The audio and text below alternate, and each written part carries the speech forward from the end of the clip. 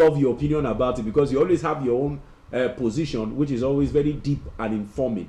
But I'd like to ask you now, a lot of people have criticized Tinubu's appointment of the EFCC chairman as many valid grounds, many different perspectives. A, cognate experience. He has not spent this number of this thing. He is a lawyer, he's not from law enforcement and all that. What will be your own take on the entire issue? I know you're not a lawyer, but okay. Okay. So I've granted a couple of interviews on this matter over the weekend, and I just say that I wish Mr. President did not make this controversial appointment. I wish he didn't make this controversial appointment because even though learned sick, Femi Falana said yesterday that the man had cognate experience, being a lawyer, and having received training from FBI, from UK, from this, from that, and that amounts to cognate experience. But would you say that cognate experience was from a law enforcement agency? Can a lawyer transform to being a law enforcement agent? I don't think so. With due respect to learning sick, I think this appointment is too controversial, and the president should have thought it through. Because I recall that I first read this on Premium Times, even before the formal announcement was made. And the conclusion was that this was inappropriate given Section 2 sub 3 of the EFCC Act, that whoever will be the chairman of EFCC must have experience in law enforcement agency or security agency or its equivalent. And the minimum benchmark was assistant commissioner of police. Of police rank. Yes. Assistant commissioner of police or its equivalent. Yes. Now, we are presuming and assuming that because Mr. Olukoyede has 22-year post-bar, that he has cognate experience. But the whole years he has spent in EFCC has been not more than 4 years. 2 years as chief of staff to Ibrahim Magu. Exactly. And 2 years as secretary to the commission. So 4 years. He was known to be a lawyer in the chambers of Professor Yemi Osinbajo, who happens to be our former vice president. So he was in private law firm. We didn't hear that he has worked with EFCC for 15 years. Take, for instance, Learned Six Femi Falana was talking about Rotimi Jacobs.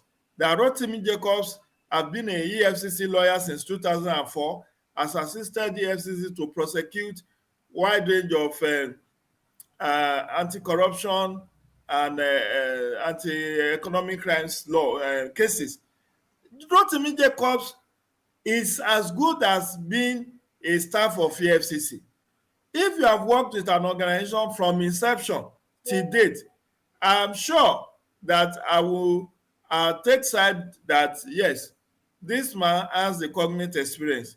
But for somebody who was working in the chambers of the former vice president, and you now, and there are two sentiments outside of this that I think we also need to bring to fore.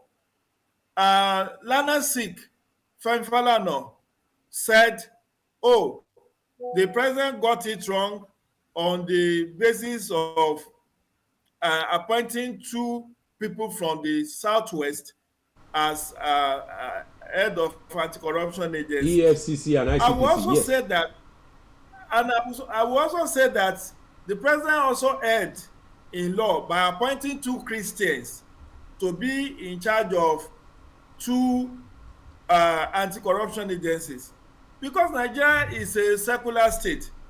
Professor Bolaji Owasoye, who is the chairman of Independent Corrupt Practices and Other Related Offences Commission, is a Christian and is from Mundo in the Southwest.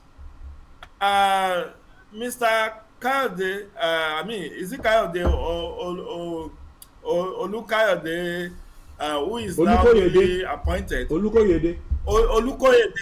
He's from Ekiti State, and he's also a Christian. In fact, it is said that he's a senior pastor in a Redeemed Church based in Lagos. And given the controversial circumstances, he was relieved of his position with Magu. You want to say, should we be entertaining this kind of controversial nominations? I don't know how Senate will look at this.